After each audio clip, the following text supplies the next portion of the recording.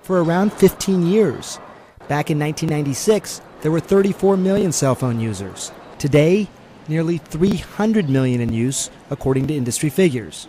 Environmental factors take decades to see their effect, not a few years. So if it may take decades to get a clearer answer, what can we say about cell phone safety now? Scientists here in San Jose, California, are trying to answer that very question. So one of the things we have to do first is literally put the brain inside the head. Exactly. So it's very light now.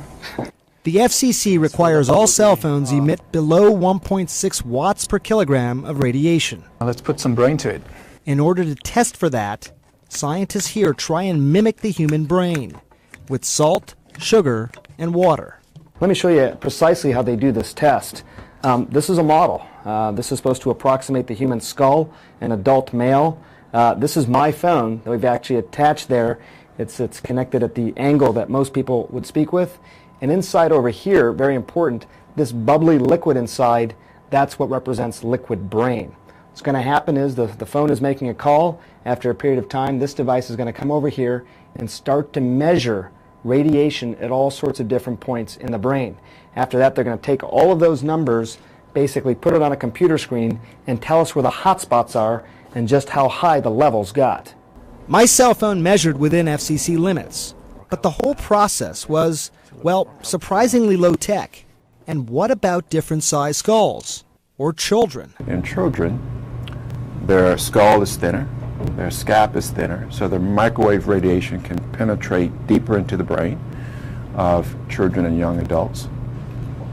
And their cells are dividing at a much faster rate, so the impact of the microwave radiation can be much larger.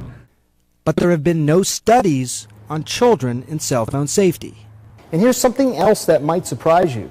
The cell manufacturers themselves actually advise against putting the cell phone right next to your head or really anywhere in your body.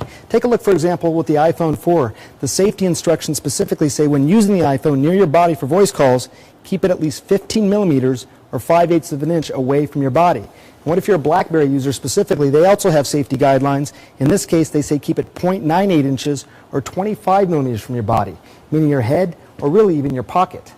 Dr. Keith Black has been talking about this longer than many, but the voices joining him are becoming louder and more prominent. The city of San Francisco pushed for radiation warning labels on cell phones. The head of a prominent cancer research institute sent a memo to all employees urging them to limit cell phone use because of possible risk of cancer.